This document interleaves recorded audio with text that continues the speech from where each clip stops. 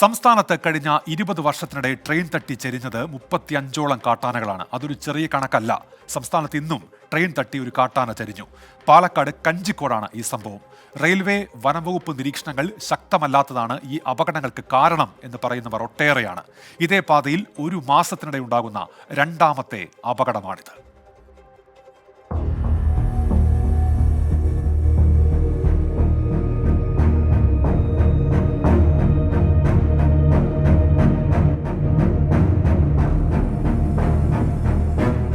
കഴിഞ്ഞ ഒരു മാസത്തിനിടെ ട്രെയിൻ തെറ്റിച്ചരിയുന്ന രണ്ടാമത്തെ കാട്ടാനയാണിത്. ആനകൾക്ക് സുഗമമായി കടന്നുപോകാൻ കോടികൾ ചെലവഴിച്ച് അടിപ്പാതയടക്കം നിർമ്മിച്ചതിന് ശേഷവുമാണ് ഇത്തരത്തിലുള്ളൊരു സംഭവമെന്ന് ഓർക്കണം. കഞ്ചിക്കോട് പന്നിമടയ്ക്ക് സമീപം ബി ലൈനിൽ ട്രാക്ക് ഇടമുറിച്ച് കടക്കുന്നതിനിടയിലാണ് ഇന്നലെ രാത്രി ചെന്നൈ എക്സ്പ്രസ് ഇടിച്ച് 25 വയസ്സു പ്രായമുള്ള പിടിയാന ചെരിഞ്ഞത്. ശക്തമായ ഇടിയിൽ തലക്കേറ്റ പരിക്കാണ് മരണകാരണം. അപകട സമയത്ത് പരിസരത്തുണ്ടായിരുന്ന ആനകൾ ചിതറിയോടി. ഇടിയേറ്റ ആന റെയിൽവേ ട്രാക്കിന് സമീപമുള്ള കുഴിയിലേക്കാണ് വീണത്.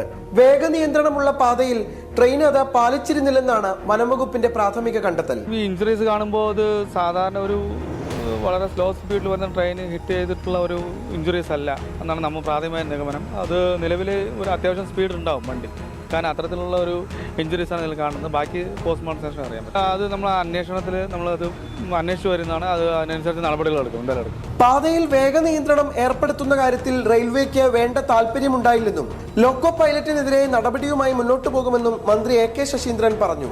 ഇന്നത്തെ പ്രാഥമികമായ നിഗമനത്തിൽ ഈ വേഗത നിയന്ത്രിക്കുന്ന കാര്യത്തിൽ റെയിൽവേ അധികൃതർ ശുഷ്കാന്തി കാണിച്ചില്ല എന്നാണ് മനസ്സിലാക്കാൻ കഴിയുന്നത്. ഇപ്പോൾ ലോക്കോ പൈലറ്റുമാരാണ് ആ നിബന്ധനകൾ പാലിച്ച് ട്രെയിൻ ഓടിക്കേണ്ടത്.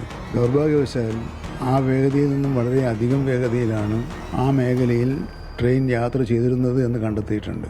ഇനി ചെയ്യാനുള്ളത് ഈ പൈലറ്റിനെതിരെ കേസെടുക്കുക എന്നുള്ളതാണ്. കഴിഞ്ഞ 20 വർഷത്തിനിടെ ഈ പാതയിൽ മാത്രം ട്രെയിൻ തട്ടിച്ചെരിഞ്ഞത് ഏതാണ്ട് 35ഓളം കാട്ടാനകളാണ്. ഇനിയും എത്ര എണ്ണം എന്നറിയില്ല. ഈ സാഹചര്യത്തിലാണ് നടപടികൾ കർശനമാക്കണമെന്നുള്ള നിർദ്ദേശം വനംവകുപ്പും പരിസ്ഥിതി സ്നേഹികളും ഉന്നയിക്കുന്നത്. റെയിൽവേ ഭൂമിയിൽ നിന്ന് വനംവകുപ്പ് ഭൂമിയിലേക്ക് ആനയെ ക്രെയിൻ ഉപയോഗിച്ചു മാറ്റി.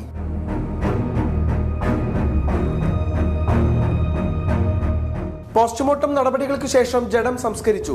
ട്രെയിനുകൾക്ക് വേഗനിയന്ത്രണം ഉണ്ടായിട്ടും അപകടം നടന്നത് ദൗർഭാഗ്യകരമെന്ന് പാലക്കാട് DFO ജോസഫ് തോമസ് പറഞ്ഞു. ഇവിടെ ഒരു കൂട്ടം ആന ഇപ്പോ ഈ വേനൽക്കാലത്ത് ഒരു കൂട്ടം ഒരു 10-19 എണ്ണം തികയുന്ന ഒരു കൂട്ടമുണ്ട്. അപ്പൊ അത് അവര് സ്ഥിരമായിട്ട് ഇങ്ങനെ ക്രോസ് ചെയ്യുന്നുണ്ട്. അപ്പൊ അതിൽ നമ്മളിപ്പോ ട്രെയിനിന്റെ സ്പീഡ് നിയന്ത്രിച്ചിട്ടാണ് നമ്മൾ ട്രെയിൻ പോകേണ്ടത്. പക്ഷെ അതിൽ എനിക്ക് നിർഭാഗ്യവശാൽ അത് വീണ്ടും അത് സംഭവിച്ചു. പാതയിൽ ട്രെയിൻ ഇടിച്ച് കാട്ടാന ചെരിയുന്നത് ഇത് ആദ്യത്തെ സംഭവമല്ല.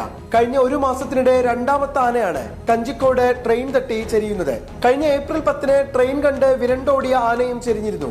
വർഷങ്ങൾക്ക് മുൻപ് വാളയാർ ധോണി വനത്തിൽ നിന്നിറങ്ങി ജനവാസ മേഖലയെ ഭീതിയിലാക്കി തിരുവല്ലോമല വരെ നടന്നു നീങ്ങിയ 3 അംഗ കാട്ടാന സംഘത്തിലെ അക്രമ സ്വഭാവമുള്ള ജഗന്നാഥൻ എന്ന കാട്ടാനയും ഇതേ പാതയിൽ സമാന രീതിയിലാണ് ചെരിഞ്ഞത്. വേഗനിയന്ത്രണമുള്ള പാതയിൽ ലോക്കോ പൈലറ്റ് അത് പാലിച്ചിട്ടില്ലെന്നാണ് വനംവകുപ്പിന്റെ പ്രാഥമികമായ കണ്ടെത്തൽ. ഈ പശ്ചാത്തലത്തിലാണ് അന്വേഷണം ആരംഭിക്കാൻ വനംവകുപ്പ് തീരുമാനിച്ചത്. ശ്യാംബാലുവിനൊപ്പം നിഖിൽ പ്രമേഷ്, 24 പാലക്കാട്. പൊതുജനം കഴുതയല്ല സാർ. കൃത്യമായ നിരീക്ഷണ സംവിധാനങ്ങൾ, സുരക്ഷ ഇതൊക്കെ ഒരുക്കാത്തതാണ് അപകടങ്ങൾ തുടർക്കഥയാകുന്നതിന് കാരണം എന്ന് നാട്ടുകാർ പറയുന്നുണ്ട്. പ്രതികരണങ്ങളിലേക്ക്. ഇവിടെ ഇപ്പോൾ ഒരു 35 ആനകളെങ്കിലും ഈ ഭാഗത്ത് ചരിഞ്ഞിട്ടുണ്ട്. ഈ ട്രെയിൻ ആക്സിഡന്റിൽ തന്നെയാണ് എല്ലാം മരണപ്പെട്ടിട്ടുള്ളത്. ഇത് നമുക്ക് അറിവിൽപ്പെട്ട കണക്കാണ്. റെയിൽവേ തന്നെയാണ് ഏറ്റവും പ്രധാനപ്പെട്ട കാരണം. അവർ ഈ വന്യജീവികളെ സംരക്ഷിക്കണം എന്നുള്ള അവരുടെ ഉത്തരവാദിത്തം അല്ലെന്നാണ് പറയുന്നത്. പ്രധാന കാരണം പോയി നമ്മുടെ റെയിൽവേ ട്രാക്ക് വനത്തോട് ചേർന്നുള്ള റെയിൽവേ ട്രാക്കാണ്. അതിൽ ചെയ്യാവുന്ന ഒരു കാര്യം ഒന്ന് അടിപ്പാത നിർമ്മിക്കുക എന്നുള്ളത്. അതല്ലെങ്കിൽ രണ്ടാമതൊരു ഭാഗം ഈ വനത്തിനകത്ത് പോകുന്ന റെയിൽവേ ട്രാക്കിനെ മാറ്റി സ്ഥാപിക്കുക. അത് നമ്മൾ ഹൈവേയോട് ചേർന്ന്, ഇപ്പോൾ നമ്മൾ വാളയാർ മുതൽ കോയമ്പത്തൂർ വരെയുള്ള ഹൈവേയോട് ചേർന്നിട്ടുള്ള ഈ പാതകളെ അങ്ങോട്ട് മാറ്റി സ്ഥാപിച്ചു കഴിഞ്ഞാൽ ഒരു പരിഹാരം ഇതിനുണ്ടാവും.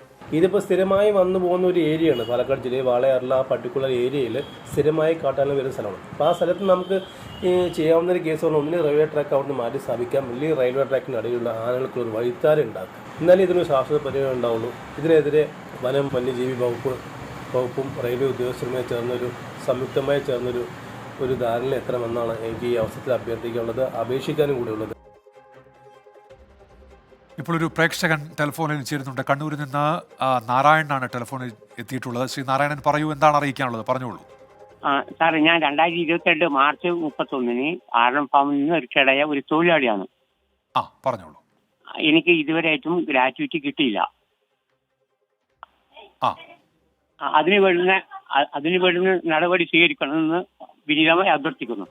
ഇത് അപ്പോൾ തന്നെ കിട്ടേണ്ടതല്ലേ? അതിനുശേഷം ബന്ധപ്പെട്ടിരുന്നോ അധികൃതരോട്? ഈ എന്താണ് പ്രശ്നം എന്ന് അവർ അറിയിച്ചോ?